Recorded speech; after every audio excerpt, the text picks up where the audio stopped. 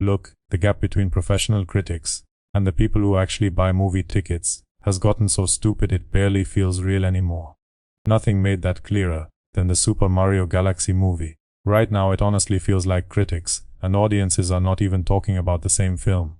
Somehow in April 2026 a movie about Mario and Bowser turned into another weird little culture war battlefield which is insane on its face.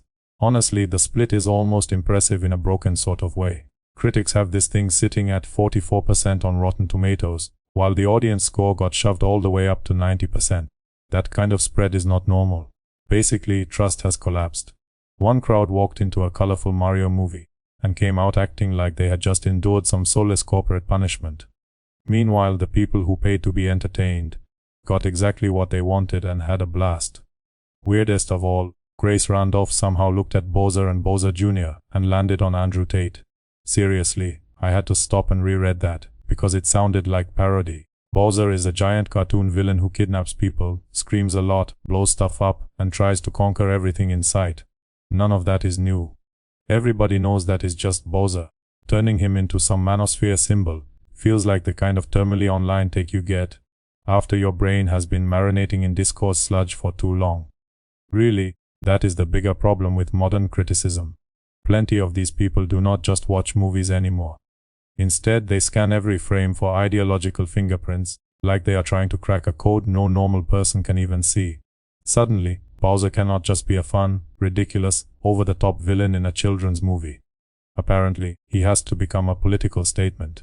Worse, he has to represent something darker, more current, more fashionable, and more tweetable.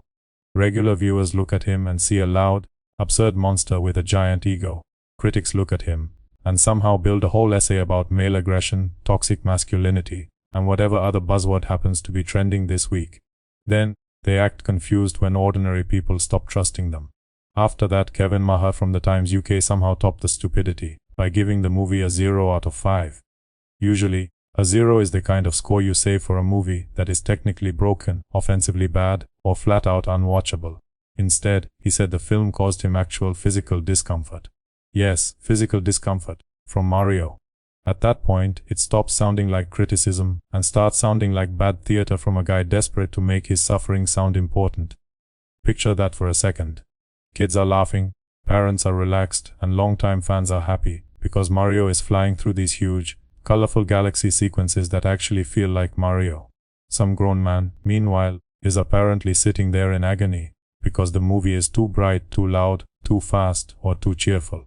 Brother, that is not the movie's fault. Maybe your nervous system is just made of wet cardboard and old tissue paper. Sorry, but if a PG family film is rocking you like a medical event, the cinematography is not the problem. Anyway, that is why the Rotten Tomatoes split matters so much. Those numbers, 44% from critics and 90% from audiences, tell you almost everything you need to know. Reviewers are calling the movie unimaginative, soulless, and even worse than AI, which is one of those lazy, trendy insults people toss around when they want to sound current, without saying anything useful. Average viewers, by contrast, are happy because the movie actually looks and feels like Mario. Funny enough, that matters a hell of a lot more than critics seem willing to admit. See, what reviewers call unimaginative, fans often call faithful.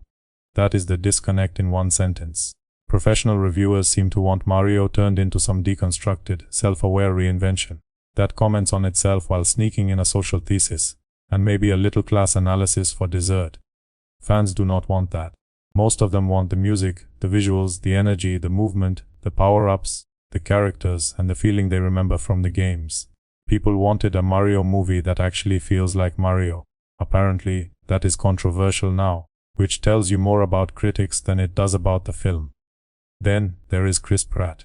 Let's just be real about it. A lot of critics already had their knives out for him before he said a single word in the booth. That part is obvious. Nowadays, Pratt has become one of those figures certain critics simply cannot talk about like normal human beings. They are not reviewing the performance anymore. Half the time, they are reviewing their own feelings about him as a person. Reading those pieces, you can feel the bias all over the page. If another actor had delivered that same broad, upbeat, perfectly fine family movie performance, a lot of those reviews would have called it harmless, decent, or maybe even charming, and then moved on. Because it is Pratt though, the whole thing suddenly becomes a symptom of everything wrong with Hollywood. That is not objective criticism. Frankly, that is personal resentment, with a review score stapled to it.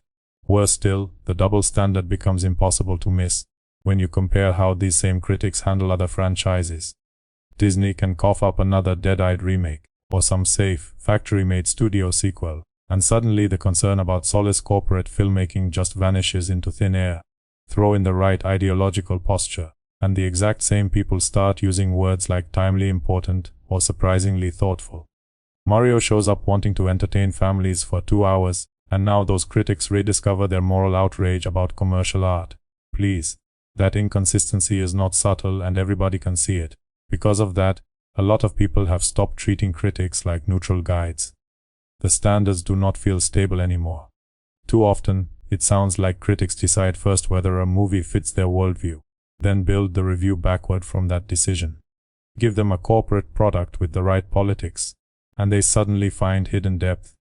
Hand them a product that just wants to entertain fans and families, and now it is shallow trash. That is not a real standard. Clearly, it is ideological favoritism dressed up as insight. Later on, Grace Randolph also complained that the movie was inaccessible to non-gamers, which might be the funniest criticism in the entire pile. Come on, we are talking about Mario. A guy in a red hat jumps on things, avoids danger, and tries to stop the villain. You do not need a deep background in Nintendo history to follow that. Nobody requires a lore Bible, a Discord archive, and a PhD in mushroom politics to understand what is happening. This is one of the simplest setups in popular culture. Calling it inaccessible is such a stupid reach. It loops around into comedy. Honestly, that complaint says more about the reviewer than the movie.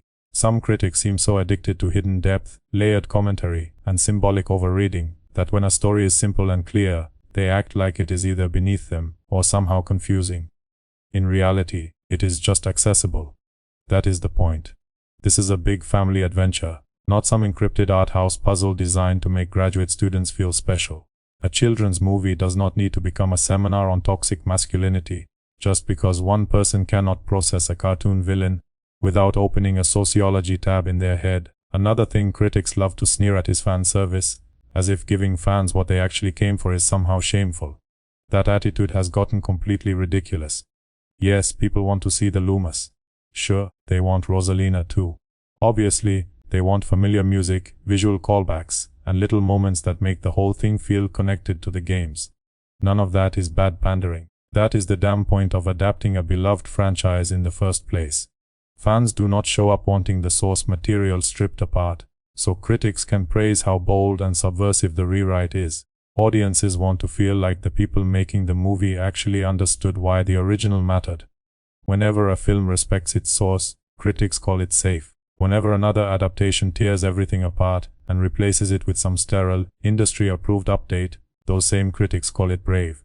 At this point, those words barely mean anything anymore. Mostly, they just mean I liked the politics, or I did not. Despite all the professional hand-wringing, the movie is obviously a hit.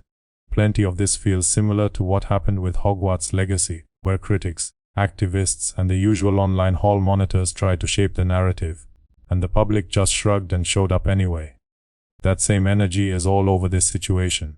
Audiences do not care nearly as much as critics keep insisting they should. People are buying tickets because they want a fun Mario movie. Guess what? That is exactly what they are getting. More than anything, that is why this whole mess is so revealing. Critics keep acting like they still hold the keys to the kingdom, but more and more people just do not care what they say. A rotten score does not scare viewers off anymore. Sometimes it almost works like a recommendation. If critics hate a movie for being too direct, too fun, too faithful, or not politically obedient enough, regular people get more curious, not less. Elsewhere, you can see the same pattern in how some reviewers talk about character design and adaptation choices. When another franchise makes big changes in the name of modern sensibilities, critics call it bold. When Mario sticks close to the original look and tone, that suddenly becomes a flaw. Staying faithful gets treated like laziness, while changing things for ideological reasons gets treated like courage. That is completely backwards, and the audience can tell. Fundamentally, this whole argument comes down to something simple. A lot of critics no longer know how to let a movie just be a movie. Everything has to be filtered through politics, identity, cultural signaling, or whatever social fight is trending that week. That mindset turns a straightforward family adventure into a test case for everything, except the one question that actually matters: did people enjoy watching it? Somewhere along the way, too many critics stopped reacting like viewers and started performing like status accountants, grading every blockbuster on whether it flatters their worldview. Naturally, audiences are tired of that. People are tired of being talked down to. Viewers are tired of critics acting like enjoying something simple means you are unsophisticated. Readers are tired of reviews that sound less like honest reactions and more like smug performances for other critics. Most families just want to go to the theater, eat popcorn, hear the Mario music, laugh at Bowser being ridiculous, and have a good time. That should not require permission from some overcooked columnist trying to find toxic masculinity in a cartoon turtle made for kids. Ultimately, that is why the Super Mario Galaxy movie landed the way it did. It gave fans what they wanted. It looked and felt like Mario, and it respected the games. It did not try to twist itself into something it was never supposed to be, just so critics could clap like trained seals. That is not a weakness. Honestly, that is probably the smartest thing the movie could have done.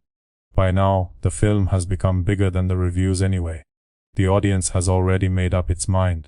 Critics can keep pumping out angry essays about how it is shallow, politically lacking, or somehow secretly harmful. Regular people are still going to buy tickets, bring their kids, and enjoy themselves. That seems to be the part critics hate the most. They are no longer deciding the conversation, and it is driving them a little nuts. Finally, the movie is not the toxic part of this story. The reviews are. Worst of all is not Bowser, Chris Pratt, or fan service, and not a simple plot. It is the smugness and elitism. It is the constant need to turn every mainstream movie into some argument about class, politics, taste, morality, or fake moral panic. Sometimes a Mario movie should just be a Mario movie. Judging by the audience reaction, that is exactly what people wanted all along.